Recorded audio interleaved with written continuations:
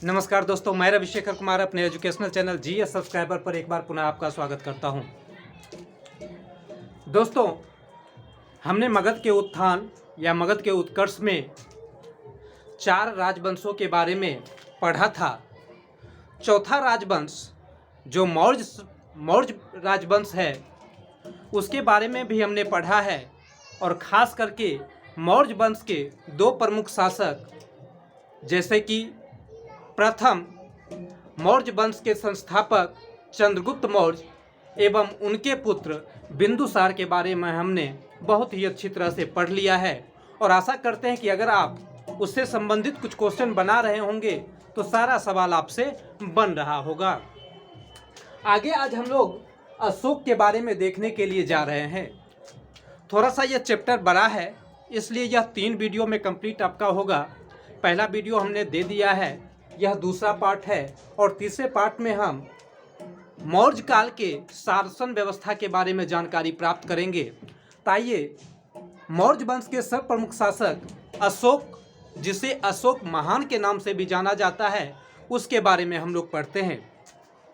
दोस्तों, इनके द्वारा भारत को एक अखंड राज्य के रूप में स्थापित करने के लिए विभिन्न प्रकार के काम किए गए। साथ ही साथ विभिन्न प्रकार का इन्होंने संग्राम भी किया। उसी के अंतर्गत हम कलिंग युद्ध को भी पढ़ेंगे कि किस तरह से कलिंग युद्ध में इन्होंने अपने आप को विजय या मगध का उत्थान किया है, अपना विजय प्राप्ति की है। साथ ही साथ हम देखेंगे कि यह अशोक, जो अशोक महान के नाम से जाना जाता है, वह क्यों जाना जाता है। तो जब कलिंग युद्ध चल रहा था, कलिंग युद्ध में जब काफ़ी लोग मारे गए, वैसी स्थिति में अशोक का हृदय परिवर्तन होता है और वह अपने हथियार को छोड़ देता है। उसी से संबंधित हम कुछ फैक्ट्स को देखने के लिए जा रहे हैं, जो फैक्ट्स आपके सामने प्रस्तुत है और हम बात करेंगे। इससे पहले जब हमने एक वीडियो मौर्य वंश से संबंधित आपको डाला था, उसमें कुछ दोस्तों का कमेंट आया था कि आप जो पढ़ाते हैं वह इतिहास पढ़ाने का जो तरीका है वो बोरियत वाला तरीका है। कभी कभी आप खान सर का भी वीडियो देख लिया कीजिए। तो हमें बुरा नहीं लगा, अच्छा लगा कि चलिए किसी ने कुछ कमेंट तो किया, इस पर कुछ इम्प्लीमेंट भी किया जा सकता है। लेकिन दोस्तों, मैं आपको बता दूं कि खान सर हैं, उनका पढ़ाने का एक अपना स्टाइल है और मैं हूँ, मेरा पढ़ाने का खुद एक अपना स्टाइल है। तो हम किन्हीं का नकल क्यों करें, क्योंकि हर किसी का प्रतिभा अपने आप में बिल्कुल अलग होता है। इसलिए ज़्यादा बात नहीं करते हुए हम सीधे अपने सवाल पर आ रहे हैं। तो अभी जो हम लोग देखने के लिए जा रहे हैं वो अशोक के बारे में देखने के लिए जा रहे हैं। तो दोस्तों, अशोक का अधिकांश अभिलेख में नाम देव नाम प्रियदर्शी मिलता है, इसे आप ध्यान में रखेंगे। अशोक का अधिकांश अभिलेख में नाम जो मिलता है वह देव नाम प्रियदर्शी मिलता है, आप इसे ध्यान में रखेंगे। सवाल पूछे जाते हैं कि निम्नलिखित में से अशोक किस नाम से जाने जाते थे, तो देव नाम प्रियदर्शी के रूप में वह जाने जाते थे। लेकिन जब हम मास्की, गुर्जरा, नेतुर और उड्डेगोलन नामक अभिलेख देखते हैं तो उसमें अशोक का नाम अशोक मिलता है। एक बार पुनः सुनेंगे कि केवल मास्की, गुर्जरा, नेतुर और उड्डेगोलन अभिलेख में अशोक का नाम अशोक मिलता है।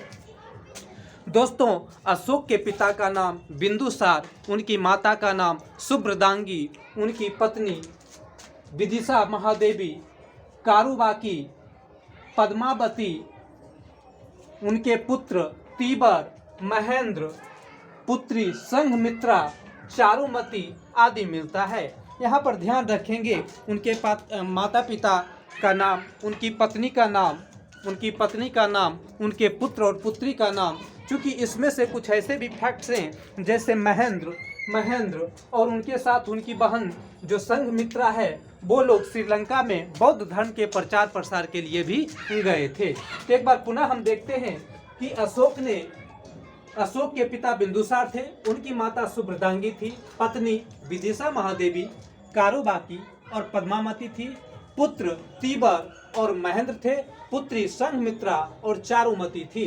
जिसमें से अगर हम बात करें तो महेंद्र और संघमित्रा दो ऐसे शख्स हैं जो बौद्ध धर्म का प्रचार प्रसार हेतु श्रीलंका गए हुए थे। अगर हम बात करें तो अशोक पहले शैव धर्म को मानता था, जबकि बाद में उसने बौद्ध धर्म को स्वीकार कर लिया। कहा जाता है कि बौद्ध धर्म को स्वीकार जो उन्होंने किया तो बौद्ध धर्म में दीक्षित करने का काम उसे उपगुप्त के द्वारा किया गया। यानी कि अशोक को बौद्ध धर्म में दीक्षित करने का काम जो किया गया है वह उपगुप्त के द्वारा किया गया है। उसके बाद अगर हम देखें तो अशोक ने नेपाल में ललितपत्तनम नामक स्थान की स्थापना की, ललितपत्तनम नामक शहर की स्थापना की, जबकि कश्मीर में श्रीनगर की स्थापना भी अशोक के द्वारा किया गया है। उसके बाद अगर मैं आपसे बात करूं तो अशोक ने अपने शासन के 8वें वर्ष अर्थात 261 ईसा पूर्व में कलिंग युद्ध लड़ा था, जिसमें हुए नरसंहार को देखते हुए अशोक ने भेरी घोष के जगह धम्म घोष अपनाने की बात कही। भेरी घोष के जगह धम्म घोष अपनाने की बात कही। दोस्तों, अगर मैं भेरी घोष की बात करूं तो भेरू घोष का मतलब होता है युद्ध करना। तो भेरी घोष को छोड़कर यानी युद्ध की नीति को छोड़कर धम्म घोष की बात कही है। यहाँ धम्म का मतलब होता है धर्म को धारण करने से।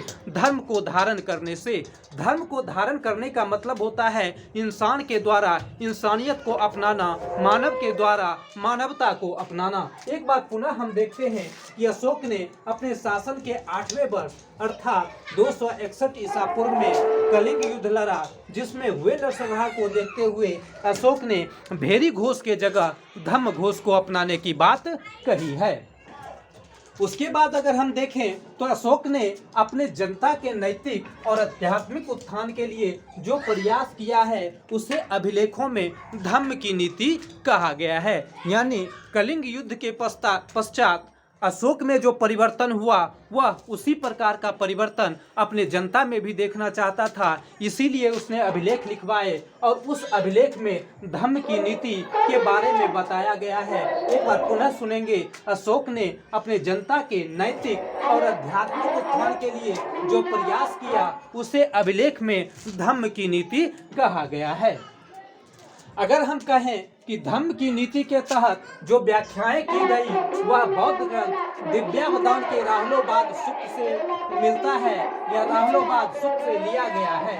याद रखेंगे दोस्तों, धम्म की नीति के तहत जो व्याख्याएं की गई वह बौद्ध ग्रंथ दिव्यावदान के राहुलोवाद सूक्त से लिया गया है। अब बात यहाँ पर आती है कि राहुलोवाद सूक्त क्या है और राहुलोवाद सूक्त क्या है और दिव्यावदान क्या है। तो मैं आपको बताऊं कि दिव्यावदान धार्मिक ग्रंथ है, वह बौद्धों का धार्मिक ग्रंथ है जिसमें इस बात की चर्चा की गई है। उसके बाद अगर मैं आपसे बात करूं तो अशोक के कुल 14 बृहद शिलालेख हैं जो 8 स्थानों से मिला है। इसमें कुछ प्रमुख हैं जो निम्नलिखित हैं। यानी अगर हम देखें तो अशोक के कुल 14 बृहद शिलालेख, यहाँ बृहद शिलालेख से मतलब होता है बड़ा शिलालेख, शिला से मतलब होता है पत्थर, जो पत्थर पर लिखा गया है, पत्थर को काट करके लिखा गया है। दोस्तों, यहाँ पर अभिलेख का मतलब होता है लिखा जाना, एक लिपि में लिखा जाना। शिलालेख का मतलब होता है शिला पर लिखा जाना,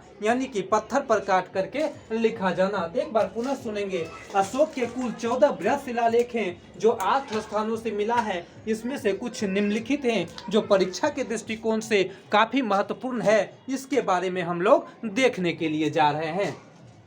आइए हम लोग सबसे पहले देखते हैं प्रथम शिलालेख।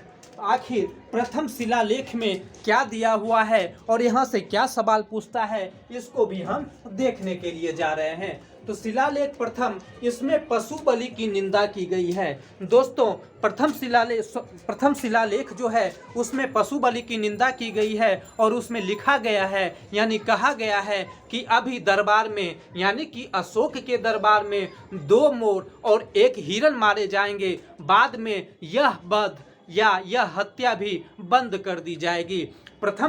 प्रथम शिलालेख से हमें जानकारी प्राप्त होता है कि अशोक अपने इस शिलालेख में कहता है कि अभी दरबार में 2 मोर मारे जाएंगे और 1 हिरन मारे जाएंगे, बाद में यह भी बंद कर दिया जाएगा। सवाल पूछे जाते हैं कि निम्नलिखित में से किस शिलालेख से यह जानकारी मिलती है कि अशोक ने कहा है कि अभी दरबार में 2 मोर और 1 हिरन मारे जाएंगे, जिसे बाद में बंद कर दिया जाएगा। इस प्रकार का चर्चा शिलालेख प्रथम के अंतर्गत की गई है।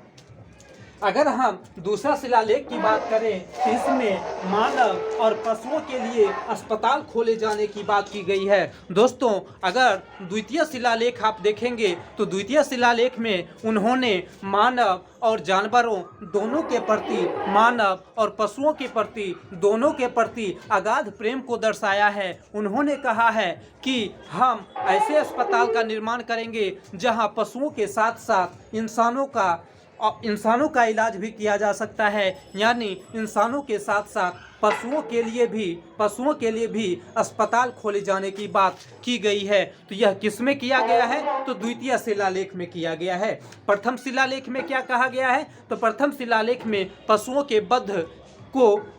के वध के बारे में कहा गया है कि अभी दरबार में 2 मोर और 1 हिरन मारे जाएंगे, जो बाद में कब बंद कर दिया जाएगा। जबकि दूसरा शिलालेख से हमें जानकारी मिलती है कि अशोक कहता है कि हम अपने राज्य में पशुओं और इंसानों दोनों के लिए अस्पतालों का प्रबंध करेंगे, दोनों के लिए अस्पताल खोलेंगे। उसके बाद तीसरा शिलालेख है। इसमें अशोक 3 पदाधिकारियों की नियुक्ति करता है, राजुक, प्रादेशिक और युक्त। शिलालेख तीसरा के अंतर्गत हमें जानकारी प्राप्त होती है कि अशोक 3 अधिकारियों की नियुक्ति की बात करता है, जो प्रत्येक 5 वर्ष पर साम्राज्य का भ्रमण करेगा और आदेश इसी से संबंधित उसने आदेश जारी किया है। दोस्तों, एक बार पुनः शिलालेख संख्या 3 को देखेंगे। इसमें अशोक 3 अधिकारियों की नियुक्ति करता है। वह 3 अधिकारी कौन है? राजुक, प्रादेशिक एवं युक्त। ये 3 पदाधिकारी की नियुक्ति करता है और वह कहता है कि आप प्रत्येक 5 वर्ष पर साम्राज्य में घूमेंगे और वहाँ की स्थिति के बारे में आप हमें जानकारी देंगे। तो इससे संबंधित सवाल पूछा जाता है, निम्नलिखित में किस शिलालेख से हमें यह जानकारी मिलती है कि अशोक ने 3 पदाधिकारियों की नियुक्ति करता है और यह कहता है कि आप 5 वर्षों पर राज्य का भ्रमण करेंगे और वहाँ के बारे में आप हमें जानकारी देंगे। तो ऐसा जानकारी हमें शिलालेख संख्या 3 से प्राप्त होता है। अगर उसके बाद हम बात करें शिलालेख संख्या 4, इसमें अशोक कहता है कि वह भेरी घोष के जगह धम्म घोष करेगा। दोस्तों, शिलालेख संख्या 4 कहता है कि अशोक भेरी घोष के जगह धम्म घोष को करेगा। चूंकि मैंने पहले ही आपको बताया कि जिस ढंग से कलिंग युद्ध में औरतें मारी गई, बच्चे मारे गए, जिस तरह से कलिंग युद्ध में लाशों का ढेर हो गया, उस ढंग से जब वह एकांत में देखता है कि किस ढंग से नरसंहार हुआ है, उसी समय उसका हृदय परिवर्तन होता है और उसी समय वह हथियार छोड़ देता है। उसने यह कहा कि थोड़ा सा अपना साम्राज्य बढ़ाने के लिए, थोड़ा सा अपने साम्राज्य के क्षेत्र को बढ़ाने के लिए हमने कितना बड़ा अनर्थ कर दिया। उसी समय उसका हृदय परिवर्तन होता है और वह भेरी घोष के जगह धम्म घोष की बात करता है। तो दोस्तों, शिलालेख संख्या 4 में अशोक कहता है कि वह अब भेरी घोष के जगह, यानी कि युद्ध की नीति की जगह धम्म की नीति को अपनाएगा, धर्म का धारण करेगा। धर्म का धारण करने से मतलब है मानवता को बचाना, मानव के लिए कार्य करना। आइए हम लोग देखते हैं शिलालेख 5। इसमें अशोक धर्म महापात्र नामक एक अधिकारी की नियुक्ति करता है, जो साम्राज्य के विभिन्न भागों में 5 वर्ष में भ्रमण करता है और देखता है कि धर्म की नीति का पालन हो रहा है या नहीं। दोस्तों, शिलालेख संख्या 5वां भी काफ़ी महत्वपूर्ण है। इसके अंतर्गत भी अशोक एक धम्म महापात्र की नियुक्ति करता है, एक धम्म महापात्र की नियुक्ति करता है और उसे वह आदेश देता है कि आप राज्य में जाइए, प्रत्येक 5 वर्षों में राज्य में जाइए और पूरे राज्य में घूमिए और देखिए कि हमारे राज्य में धम्म की नीति का पालन हो रहा है या नहीं। दोस्तों, हमने आपको पहले भी बताया, धम्म की नीति से मतलब होता है धर्म की नीति, यानी कि मानवता को बचाने की नीति, मानव का उत्थान जो हुआ है, जो नैतिक उत्थान की बात करता है। हमारे राज्य का लोग नैतिक उत्थान, राज्य के लोगों में नैतिकता है या नहीं, नैतिकता का वास होता है या नहीं, इस प्रकार की बात करता है। तो दोस्तों, आप देखेंगे शिलालेख संख्या 3 में अशोक 3 अधिकारियों की नियुक्ति करता है, राजयुक्त, प्रादेशिक और युक्त की नियुक्ति करता है, जबकि शिलालेख संख्या 5 में वह धर्म महापात्र की नियुक्ति करता है और वह कहता है कि आप राज्य में जाइए और देखिए कि वहाँ धर्म का पालन हो रहा है या नहीं, धर्म का पालन हो रहा है या नहीं। उसके बाद अगर हम शिलालेख संख्या 6 की बात करें तो इसमें अशोक प्रतिवेदक को कहता है कि मैं जहां भी रहूं, प्रतिवेदक जनता की सूचना हमें आकर के दे सकता है। दोस्तों, यहां से सवाल भी पूछे जाते हैं। हालांकि मैं आपसे बात करूं, शिलालेख संख्या 1 से लेकर के 13 तक जो हम आपको बताने जा रहे हैं, छांट करके बताने के लिए जा रहे हैं, उससे सवाल काफी पूछे जाते हैं। लेकिन इसमें हमने आपको बताया कि शिलालेख संख्या 6 में कहता है, अशोक कहता है कि मैं जहाँ कहीं भी रहूं, यानी कि वह अपने प्रतिवेदक से कहता है कि मैं जहाँ कहीं भी रहूं, प्रतिवेदक मुझे जनता की सूचना आकर के दे सकता है। जनता क्या सुख में है, क्या दुख में है, इस प्रकार की किसी प्रकार की समस्या होती है तो उसके बारे में हमें आकर के बता सकता है। दोस्तों, एक बार पुनः सुनेंगे कि शिलालेख संख्या 6 में अशोक कहता है कि प्रतिवेदक हमें जनता की सूचना आकर के दे सकता है। उस समय मैं चाहे जहाँ कहीं भी रहूं, यानी कि उसका यह कहना है कि अगर मैं अपने शयन कक्ष में भी होता हूं तो उस समय भी प्रतिवेदक हमें हमारी जनता की सूचना आकर के दे सकता है। उसके बाद आता है शिलालेख संख्या 6। इसमें अशोक के द्वारा धम्म यात्रा की शुरुआत की जानकारी मिलती है। दोस्तों, शिलालेख संख्या 8 के अनुसार हमें यह जानकारी मिलती है कि अशोक धम्म की यात्रा की शुरुआत करता है। वह धम्म की यात्रा का शुरुआत बोधगया से शासन के अपने 8वें वर्ष में करता है। एक बार पुनः ध्यान में रखेंगे दोस्तों, शिलालेख संख्या 8 से हमें जानकारी मिलती है कि अशोक ने धम्म की यात्रा की शुरुआत बोधगया से किया है। धम्म की यात्रा की शुरुआत बोधगया से किया है और यह धम्म की यात्रा का शुरुआत उसने अपने शासन के 8वें वर्ष में किया है। उसके बाद आता है शिलालेख संख्या 13। इसमें कलिंग युद्ध की चर्चा मिलती है। इसके अलावा अशोक आठविक जातियों को चेतावनी देता है कि वह शांत रहे, अन्यथा उन्हें कठोर से कठोर दंड दिया जा सकता है। दोस्तों, एक बार पुनः सुनेंगे। अब शिलालेख संख्या 13 में यह जानकारी दिया गया है कि किस ढंग से कलिंग युद्ध हुआ है, उसके बारे में जानकारी मिलता है। साथ ही साथ इसी शिलालेख संख्या से हमें यह भी जानकारी मिलती है कि अशोक ने किस तरह से आठविक जातियों को यह कहता है कि वह शांत रहें, उत्पात न मचाएं, अन्यथा उन्हें कठोर से कठोर दंड दिया जा सकता है। उसके बाद दोस्तों, हमने शिलालेख को देखा। अब हम लोग कुछ स्तंभ लेख को देखते हैं। तो अशोक के कुल 7 स्तंभ लेख हैं जो 6 स्थानों से मिला है। यहाँ से सवाल पूछे जाते हैं, इसे भी आप ध्यान में रखेंगे। मैं आपको यह कहूँ तो अशोक को आप खूब अच्छी तरह से देखें, खूब अच्छी तरह से पढ़ें, खूब अच्छी तरह से नोट कर लें, क्योंकि दोस्तों यहाँ से सवाल आपको देखने के लिए ही मिलेंगे। तो आइए हम लोग देखते हैं अशोक का स्तंभ लेख के बारे में। दोस्तों, स्तंभ लेख से मतलब होता है पिलर पर लिखा गया, यानी कि पत्थर को काट करके जो लंबा चौड़ा पिलर होता है, जिसको अभी हम लोग पिलर कहते हैं, तो वही स्तंभ लेख हुआ। खंभा के जैसा जो होता है उस पर लिखा गया जो है, उसके बारे में यहाँ चर्चा है। अशोक के कुल 7 स्तंभ लेख हैं जो 6 स्थानों से मिला है। पहला है लौरिया नंदनगढ़ जो बिहार चंपारण से प्राप्त हुआ है। दूसरा है लौरिया अरेराज जो बिहार चंपारण से मिला है। तीसरा है रामपुरवा स्तंभ लेख जो नेपाल की तराई क्षेत्र से मिला है। चौथा कौशाम्बी स्तंभ लेख है जो उत्तर प्रदेश से मिला है। जबकि 5वां दिल्ली टोपरा जो दिल्ली टोपरा स्तंभ लेख है वह दिल्ली से प्राप्त हुआ है, एवं छठा दिल्ली मेरठ स्तंभ लेख है जो दिल्ली से प्राप्त हुआ है। दोस्तों इसमें आपको ध्यान रखना होगा, सवाल पूछे जाते हैं, चूंकि आप बीपीएससी की तैयारी करने के लिए जा रहे हैं तो खास करके बिहार से जो प्राप्त हुआ है उसके बारे में आपको खूब अच्छी तरह से जानकारी होनी ही चाहिए। खास करके अगर इसे और साथ में आप कौशाम्बी को ध्यान में रखें तो आपका काफी काम आसान हो जाएगा। यहाँ से सवाल पूछे जाते हैं कि लौरिया नंदनगढ़ का स्तंभ अभिलेख कहाँ से प्राप्त हुआ है, तो बिहार चंपारण से प्राप्त हुआ है। लौरिया अरेराज का स्तंभ लेख कहाँ से प्राप्त हुआ है, तो चंपारण से प्राप्त हुआ है। साथ ही साथ कौशाम्बी का स्तंभ लेख कहाँ से प्राप्त हुआ, तो उत्तर प्रदेश से प्राप्त हुआ है। दोस्तों यहाँ पे कुछ और महत्वपूर्ण बिंदु है, उसके बारे में हम लोग पढ़ेंगे। तो देखते हैं कि टोपरा और मेरठ से अशोक के स्तंभ लेख लाकर दिल्ली फिरोज शाह तुगलक ने रखवाया था। यह सवाल पूछा जाता है, इसे ध्यान में रखेंगे कि टोपरा और मेरठ से अशोक के स्तंभ लेख लाकर दिल्ली कौन रखवाया था, तो फिरोज शाह तुगलक ने रखवाया था।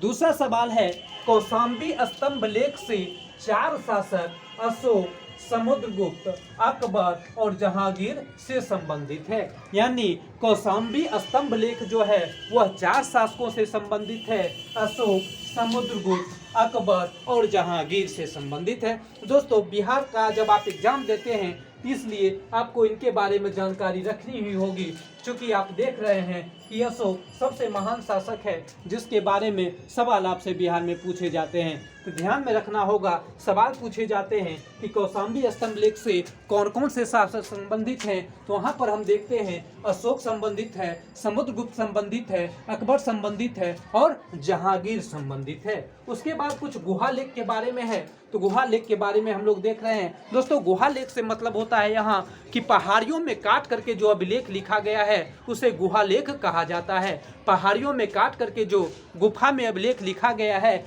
उसे गुहा लेख कहा जाता है। तो गुहा लेख यह गया के निकट बराबर की पहाड़ी में मिला है। यह आजीवक संप्रदाय के भिक्षुओं के लिए बनवाया गया था। अशोक ने इसे आजीवक संप्रदाय के भिक्षुओं के लिए बनवाया था, जहां निर्मित 4 गुफा हैं। पहला सुदामा, कर्ज, चौपार और विश्व झोपड़ी। दोस्तों सवाल पूछा जाता है कि निम्नलिखित में से विश्व झोपड़ी गुफा कहाँ स्थित है, तो यह गया में बराबर की पहाड़ियों में स्थित है। इसे आप ध्यान में रखेंगे। यहाँ सवाल पूछे जाते हैं कि अशोक ने आजीवक संप्रदाय के भिक्षुओं के लिए किन नामों से गुफा खुदवाया था या बनवाया था, तो यहाँ पर आप देख रहे हैं आजीवक संप्रदाय के भिक्षुओं के लिए बनवाया गया था। उसके बाद कुछ अन्य अभिलेख हैं जिसके बारे में हम चर्चा करने के लिए जा रहे हैं। तो पहला है रुम्मनदेही अभिलेख जो नेपाल की तराई में प्राप्त हुआ है। दोस्तों कहा जाता है कि रुम्मनदेही अभिलेख यह सबसे छोटा अभिलेख है। इसमें मौर्य काल के भू राजस्व नीतियों की जानकारी मिलती है। अशोक ने यहाँ के लोगों के लिए भू राजस्व को घटा करके 1/6 से घटा करके 1/8 भाग कर दिया था। यह सवाल भी पूछे जाते हैं, इसे आप ध्यान में रखेंगे। उसके बाद प्रथम पृथक बृहद शिलालेख है। इसमें अशोक कहता है कि सारी प्रजा मेरी संतान है। दोस्तों यहाँ से सवाल पूछे जाते हैं कि निम्नलिखित में से किस अभिलेख से हमें यह जानकारी मिलती है कि अशोक कहता है कि सारी जनता मेरी संतान है, तो दोस्तों वह अभिलेख प्रथम पृथक बृहद शिलालेख है जिसमें अशोक कहता है कि सारी जनता मेरी संतान है। उसके बाद एक है भाबरू बैराट लघु शिलालेख जो राजस्थान से प्राप्त हुआ है। इसमें अशोक कहता है कि मैं मगध का राजा हूँ। दोस्तों इसमें अशोक कहता है कि मैं मगध का राजा हूँ। थोड़ा सा दोस्तों लाइट का भी प्रॉब्लम हो रहा है, नहीं तो मैं एक बार और दोहरा देता। आशा करते हैं कि आप इस बात को समझ गए होंगे, और ख़ास करके इसमें जो दिया हुआ है वह बिल्कुल आपके परीक्षा के दृष्टिकोण से काफ़ी महत्वपूर्ण है, इसलिए इसे आप नोट करेंगे। इस ढंग से हमारा मौर्य साम्राज्य से संबंधित दूसरा वीडियो कंप्लीट होता है। तीसरा वीडियो में हम मौर्य साम्राज्य के शासन व्यवस्था के बारे में जानेंगे। साथ ही साथ उसमें जो चंद्रगुप्त मौर्य के प्रधानमंत्री और गुरु जो थे चाणक्य, उनके बारे में भी हम लोग बात करेंगे। साथ ही साथ साथ ही साथ उनका जो एक पुस्तक है अर्थशास्त्र, उसके बारे में भी जानकारी प्राप्त करेंगे। दोस्तों, अगर हमारा यह वीडियो आपको पसंद आता है तो निश्चित रूप से आप इसे सब्सक्राइब करें, दोस्तों के साथ शेयर करें एवं कमेंट करें। कमेंट अच्छा बुरा जो भी हो, हमें यह बुरा नहीं लगेगा। निश्चित रूप से आप जो भी कमेंट करेंगे उससे हम कुछ सीखेंगे और उसी ढंग से कुछ बेहतर करने का प्रयास करेंगे। जैसे दोस्त और अन्य दोस्तों के द्वारा कमेंट किया गया है, मैंने उसे सुधारने का कोशिश किया है और मैं सुधारता ही रहूँगा। आप निश्चित रूप से अपने मन की बात लिखें, हम आपके मन की बात का सम्मान करेंगे। चलिए, थैंक यू।